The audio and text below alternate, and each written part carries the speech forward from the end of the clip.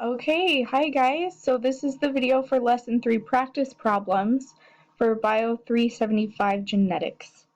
So let's jump right in. So for number 1, we're supposed to compare and contrast all the different sex-linked, sense-limited, and sex-influenced inheritance patterns. So the similarities and the differences.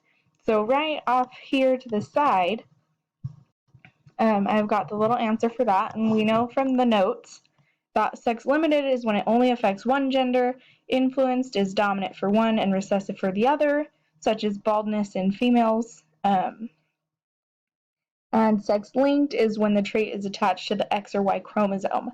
So we can see that the similarities between the three is that they all have to do with gender in one way or another. So for question 2, we've got our nice little Punnett square here, so we're going to cross a horned ram with an unhorned ewe. So the first offspring produced was a horned ewe. So we know that because of this, so we're told that in the question that for a female to be horned, she must be homozygous recessive. So we know that this pattern is going to be sex influenced. So we know that for a female to be homozygous recessive, it has to be the big letters, which is a little bit confusing, but we'll get through it. So let's zoom in here. So we know that we have to have a U with a big H phenotype. So in order for this to happen, we have to know that we have to have a big H here and a big H here. And so, because we know that the mother was unhorned, we can assume that she was not homozygous. So we can say that she was big H little h. And because the father was horned, he only has to have one big H. So the second one doesn't really matter. So it can be big H or little h. So let's move along here. So what is the genotype of the progeny horned ewe? So we can see that it's big H, big H. And what is the genotype of the polled ewe parent? We can see that it's big H little h because she doesn't have horns, but her daughter does, so we know that she's a carrier. So what is the genotype of the horned ram parent?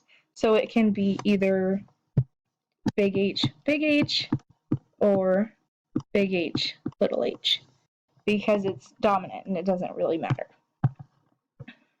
Okay, moving on to number 3. So in the fruit fly, Drosophila, I know there's a lot of writing at the bottom, just don't pay attention to it for now. So in the fruit fly, Drosophila melanogaster, forked bristles is caused by an allele F. So if you want to pause the video and read all of that, that's good. So let's move along. So we're crossing a female fly that is heterozygous for both bristles and eyes with a male fly that has forked bristles and brown eyes. So for both of these, the letter with the plus sign is going to be dominant. So what are the expected phenotypes and ratios among the F1 progeny? So we can see from our cross here on the left that this is going to be the forked bristles or regular bristles. So we can see our female here and our male here. So we can tell that either of the progeny here is going to be a quarter likely. So 1/4 likely for either one of them. All 4 of them have the same probability. So when we move over here, we can see that we have B plus and B. So we can see that either of these outcomes is 1/2 probability because these two are the same outcome and these two are the same outcome. So when we mix up all the progeny, we see that each of them has an 1/8 of a chance because we take this 1/4 here and multiply it by this 1/2 to get the probability of both happening. So here's all the answers. So we have 1/8 males with forked bristles and brown eyes, and 1/8 males with forked bristles and red eyes, and so forth and so forth. If you'd like to pause the video, I tried to color code it to make it easier. So let's move along here. So for number 4, suppose you identify a new mutant trait and would like to determine if the gene controls that mutant trait is found on the X chromosome or the Y chromosome.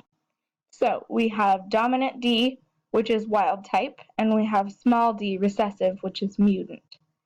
And so start by constructing a P cross, and then we're going to cross the F1 X offspring and predict the genotypes and phenotypes of the F2. Okay, so for the first one here, I've already performed these crosses.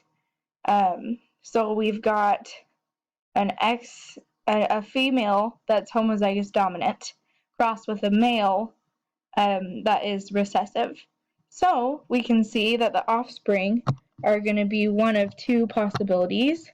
The females here are going to be heterozygous, and the males here are going to be dominant. So that gives us our F1 progeny. So when we take the F1 progeny and combine them together, we can see our females here are going to be two different genotypes, and then our males here are also going to be two different genotypes. So that is the results of the F2 progeny. So then we're asked to distinguish X-linked inheritance from Y-linked inheritance. So I performed this cross here, and we can see that if this trait was Y-linked, it's pretty clear that it's only effective in the males, which we know is not true because we did these crosses and there are affected females as well. So that would be the difference. So let's move along here. So now we're going to talk about bar bodies, which are inactivated X chromosomes. So let's see here. So if an X-ick is deleted from one of the two chromosomes in an XX female, we can assume that there will be 0 bar bodies because it needs 2 X-icks in order to inactivate one of them. All right, so for the second question, both copies of the X-ist gene are non-functional. Then we're also going to say that there are going to be 0 bar bodies because we know that X-ist is what inactivates the X chromosomes. So that gives us no bar bodies if the X-ist is inactive. Okay, and so moving right along here, an XX female in which both copies of the T6 gene are non-functional, assume that both copies of the X-ist gene function normally. So right here we're going to see 2 bar bodies. And for the fourth one, an extra copy of the X6 is inserted, and here we're also going to see 2 bar bodies because if there are 3 copies and 2 of them are inactivated, it's going to leave us with 2 inactivated X chromosomes. Okay, so moving along to number 6. So we're going to see here a few different crosses. I've labeled them A, B, C, and D. So let's get along with it. So for cross A, we're crossing a 2-2- female with a 2-2- male. So right here we can see cross A. And so what we're going to do is go ahead and highlight those that are going to be dominant. So we know that the 2- is the recessive. So if we see here, right here, and here are going to be our 2 dominant. So we see that 50% have the 2 And then 50% are recessive with the 2-2-, which leads to dwarfism. So 50% are going to be normal and 50% are going to be dwarfs. Okay. And then for cross number B, letter B, so we see that, again, the 2- is recessive and the regular 2 is dominant, which gives us a normal body size. So we can see here that all of these are going to be dominant, and they're all going to lead to normal body size. So 100% of the offspring of cross B is going to be normal. Okay, and then moving right along to cross C and D. So for cross C, so we're talking about baldness in females versus males, which we know is kind of an odd linkage. So we know that in females, in order for females to be bald, they have to have homozygous big letters, which for them is actually recessive. But for males, it's still going to be dominant. So if we're crossing a bald female, so here's our bald female with BB, and we know that she's BB because it's homozygous recessive for her. So we're crossing a bald female with a heterozygous bald male here.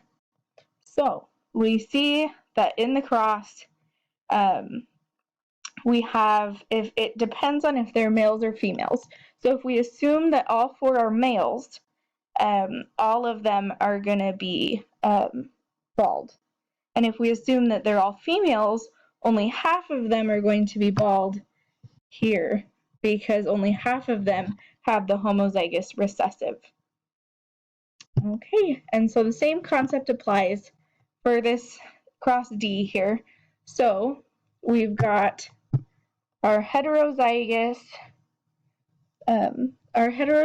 female that is not bald, and our homozygous recessive male who is also not bald. So from this, if we assume that they're all males, we get 50% bald and 50% non-bald. But if we assume that they're all females, then we can see that none of them are going to lead to the bald trait, because we need 2 big B's in order to do that. Okay, thanks guys. Thanks for watching.